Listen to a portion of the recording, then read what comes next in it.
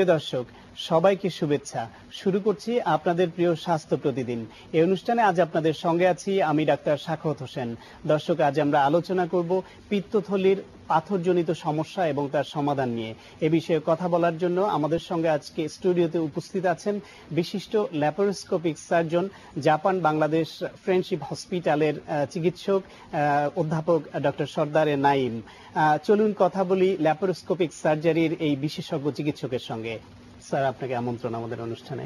ধন্যবাদ।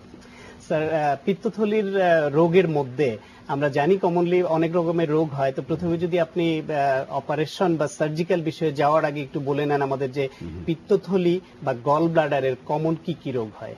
Gall bladder বা পিত্তথলির সবচাইতে বেশি সমস্যা যেটা আমরা দেখি সেটা পাথরজনিত সমস্যা। বলা হয় যে প্রায় মোর দেন 95%, 95% বেশি পাথরজনিত সমস্যা হয়। কোন কোন ক্ষেত্রে পাথর ছাড়া ইনফেকশন হতে পারে, টিউমার হতে পারে, বিভিন্ন ধরনের টিউমার, সেটা পলিপ হতে পারে, ক্যান্সার ছাড়া এবং ক্যান্সার সহ গলব্লাডার ক্যান্সারও হতে পারে। তবে পাথরজনিত সমস্যা যেটা, সেটার কারণে যে ইনফেকশন, জন্ডিস ইত্যাদি হয়, সেই জন্যই রোগীরা সাধারণত শরণাপন্ন হয়। পাথরজনিত সমস্যা তার মানে পাথরটা তৈরি হচ্ছে এবং তার কারণে কিছু সমস্যা তৈরি হচ্ছে। তো আপনি আমাদের বলবেন কি পাথরটা তৈরি হয় কেন? পাথর তৈরি হওয়ার ঠিক কারণ আমরা কেউ জানি না, তবে কিছু কিছু ফ্যাক্টর আমরা দেখি। বলা হয় যে পার্টিকুলার একটা বয়সে, বিশেষ করে 40s, অ্যারাউন্ড 40s, বিশেষ করে মেয়েদের বেশি হয়। প্রতি 3 জনের মধ্যে 2 জন মেয়েরই হবে।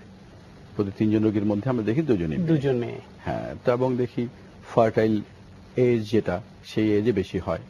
তবে সন্তান জন্মদানের যে সময়টা, তবে এখন দেখছি যে আলট্রাসোনোগ্রামের এই যুগে, যখন আলট্রাসোনোগ্রাম করে খুব সহজেই পাথর শনাক্ত করা যায়, আমরা বিভিন্ন বয়সেরই পাথর পাই।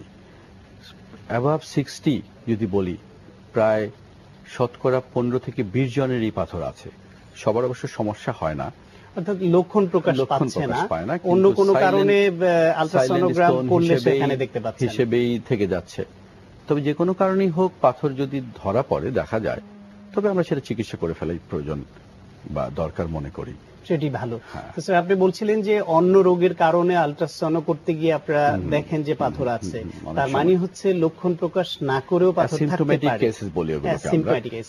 তো যখন লক্ষণ প্রকাশ পায়, ওই সময় একজন মানুষ কি অনুভব করবেন, কি কি লক্ষণ দেখলে মনে করতে পারেন যে তার পিত্তথলিতে পাথর হয়েছে? পিত্তথলির পাথরের জন্য প্রথমেই যেটা, খুব সিভিয়ার ইনফেকশন হওয়ার আগেই আমরা যেটা দেখি, মাঝে মাঝে পেটে ব্যথা, একটু মোচড়ানো ব্যথা এবং প্রচুর পরিমাণে গ্যাস হওয়া।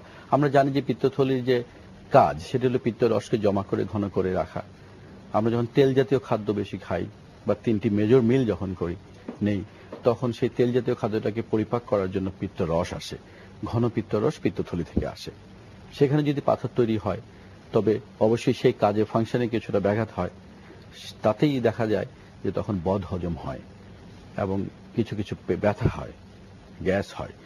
এছাড়া আমরা সিভিয়ার ইনফেকশন যখন হয়, পাথর যদি কোনো কারণে আটকে যায় পিত্তথলির নেকে, তখন সেটা severe abdominal pain, specially upper abdominal pain বলি আমরা, উপরের ডান দিকে, ঠিক ডান দিকে লিভার যেখানে থাকে তার নিচেই গল ব্লাডার থাকে, প্রচন্ড পেইন হয়, জ্বর হয়, বমি হয় এবং কোনো কোনো ক্ষেত্রে পাথর যদি পিত্তথলি থেকে ছুটে এসে পিত্তনালীতে আটকে যায়, তখন জন্ডিস হতে পারে, অবস্ট্রাকশন তৈরি করছে, কারণ এখানে বাইলটা যেতে পারছে না। রাইট।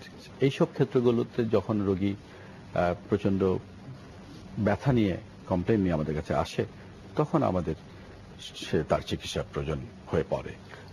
চিকিৎসার আগে একজন রোগী এরকম লক্ষণ প্রকাশ পেল, বুকের ব্যথা বা আপনি যা বললেন, এটা অন্য কারণেও কখনো কখনো হতে পারে, আপনারা ডিফারেন্সিয়েট কি করেন যে এটি পিত্তথলিরই সমস্যা বা পাথরজনিত?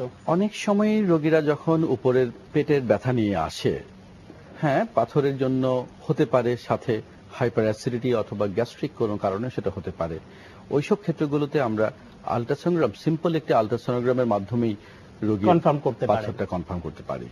এবং কনফার্ম হয়ে গেলে তখন আমরা, যদি সেটা গ্যাস্ট্রিক বা অন্য কোনো কারণেও ব্যথা হয়ে থাকে, তারপরে রোগীকে আমরা অ্যাডভাইস করি যে পিত্তথলি পাথর সহ সেটা চিকিৎসা করে ফেলার পরে বাকি চিকিৎসাটা করা, কারণ পাথর থাকা অবস্থাতে ওই রকম ব্যথা মাঝে মাঝে হতে পারে। অনুভূত হবে। হ্যাঁ, তো স্যার চিকিৎসার প্রসঙ্গে আসা যাক যে আপনি আমরা জানি যে আপনি দীর্ঘদিন ধরে এই বিষয়ে কাজ করছেন, ল্যাপারোস্কোপিক সার্জন হিসেবে আপনার পরিচিতি আছে। তো এই পিত্তথলির পাথরের বেলায় ল্যাপারোস্কোপিক সার্জারির আগে ওপেন করেও করা হতো, এখন এটি বেশি করছেন আপনারা। তো ল্যাপারোস্কোপিক সার্জারি করার এটা সুবিধা কি বা কিভাবে করে থাকেন অ্যাকচুয়ালি এবং এই ক্ষেত্রে আমরা আপনার ল্যাপটপে দেখতে পাচ্ছি, যদি একটু দেখিয়ে ছবি বুঝিয়ে হয়তো বলেন। না, একটি ছবি দেখতে পাচ্ছেন যে বেসিক্যালি ল্যাপারোস্কোপ এবং ওপেন এই দুটো প্রসিজারের মধ্যে আসল চিকিৎসাতে কোনো তফাৎ নেই। বেসিক তফাৎটা হলো যে ওপেন মানে পিত্তথলিটাকে আমরা কি করি, পাথর হলে সেটাকে আমরা ফেলে দেই। পাথর সহ পিত্তথলিকে ফেলে দেওয়াই তার একমাত্র চিকিৎসা। আমরা আগে পেট কাটতাম কেন? কারণ পেটের ভিতরে একটা জিনিস ফেলবো, সেটা না দেখে তো আমরা ফেলতে পারবো না।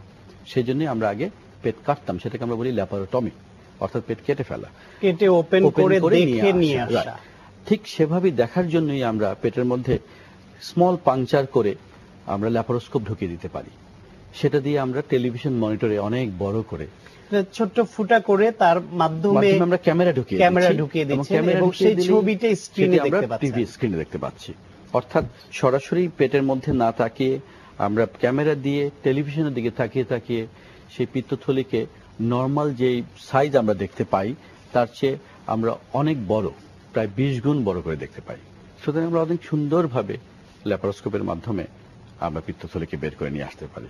এখানে একটি সিভিয়ার ইনফেক্টেড গলব্লাডার আছে, সেটাকে আমরা দেখুন যে ক্যামেরা দিয়ে দেখতে পাচ্ছি, এবং আরো দুটো স্মল পাংচার, এতটাই ছোট পাংচার দিয়ে ট্রকার দিয়ে আমরা ভিতরে ঢুকিয়ে গলব্লাডারটাকে জায়গা মতো যেখান থেকে কেটে আনা দরকার ঠিক সেখান থেকে কেটে আনছি। ওই ছোট্ট ছিদ্র দিয়ে ক্যামেরা ঢুকিয়ে এইভাবে পুরোটা দেখা যাচ্ছে। সুতরাং this is a unique system, এবং this is a combination of camera video technology with surgical techniques. এই ক্ষেত্রে স্যার কি কোনো হয় যে এই আশঙ্কা থাকে যে ওপেন করলে পুরা দেখে যেরকম আনতাম সেভাবে পুরাটা আসবে কিনা? তার চেয়েও ভালো দেখা যাচ্ছে তো, বড় করে আরো স্পষ্ট করে দেখা যাচ্ছে। ওপেন করে যেটা আমরা নিয়ে আসি সেখানে দেখতে যে কষ্টটা হয়, চারিপাশের জিনিসগুলোকে সরিয়ে নিয়ে এখানে আমরা পেটের মধ্যে গ্যাস ঢুকিয়ে দেই এবং তারপরে সুন্দর একটি স্পেস ক্রিয়েট করে 20 গুণ বড় করে যখন আমরা ছবিটি দেখতে পাই তখন আমরা আরো সুন্দরভাবে এটাকে নিয়ে আসতে পারি। সবচেয়ে ভালো যেটা ব্যাপার হয় সেটা হলো যে এখানে ব্লিডিং খুব কম হয়, ব্লিডিং হয় না বললেই চলে, কারণ অনেকখানি কাটতে হলে ওপেন করলে যে রক্তপাত বড় করে অনেক বড় করে দেখতে পাই বলে আমরা ব্লাড ভেসেল গুলোকেও খুব সিকিউর করতে পারি।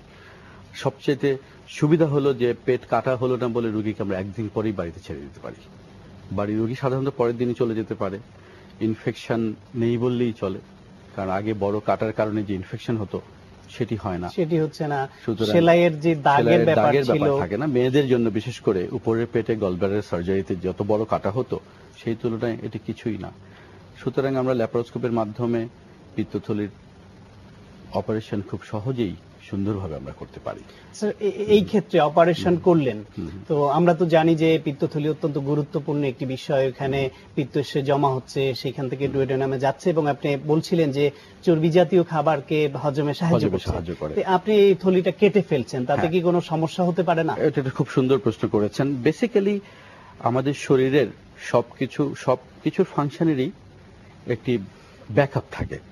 ঠিক যেমন দুটো কিডনির একটি ফেলে দিলে আমাদের একটি কিডনি শরীরের কাজ করতে পারে, ঠিক তেমনি ভাবে আমরা গলব্লাডার ফেলে দেওয়ার পরেও আমরা দেখতে পাই যে লিভার নিজেই উপর থেকেই কম্পারেটিভলি ঘন রস দেয়, পিত্ত রস দেয়, যেটা দিয়ে স্বাভাবিকভাবেই একটি মানুষের ফ্যাট জাতীয় খাদ্য বা তৈল জাতীয় খাদ্যের পরিপাক সম্ভব হয়। তাহলে কোনো সমস্যা হচ্ছে না, তাদের জীবনযাপনে কোনো পরিবর্তন আনার প্রয়োজন নেই। প্রথম কিছুদিন একটু খাওয়া দাওয়ার ব্যাপারে সাবধান আমরা থাকতে বলি। কিরকম?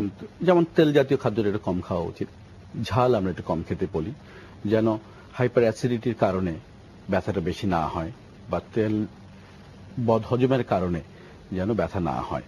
তবে কিছুদিন পরেই দেখা যায় যে রোগী যদি নরমাল স্বাভাবিক খাদ্য গ্রহণ করতে থাকে তাহলে এ ধরনের প্রবলেম আর থাকে না। স্যার আপনার অত্যন্ত গুরুত্বপূর্ণ পরামর্শ দিলেন এবং আমরা দেখলাম যে এরকম একটি জটিল অপারেশন কত সহজে করতে পারছেন। আপনাকে অনেক ধন্যবাদ স্যার। ধন্যবাদ। প্রিয় দর্শক, পিত্তথলির পাথর অত্যন্ত কমন একটি সমস্যা। এবং এই সমস্যায় আক্রান্ত ব্যক্তির সংখ্যা আমাদের দেশে বহু সংখ্যক। তারা নিশ্চয়ই এই পরামর্শ থেকে উপকৃত হবেন এবং অত্যন্ত সহজে অপারেশন করিয়ে সুস্থ জীবন যাপন করতে সক্ষম হবেন। দর্শক,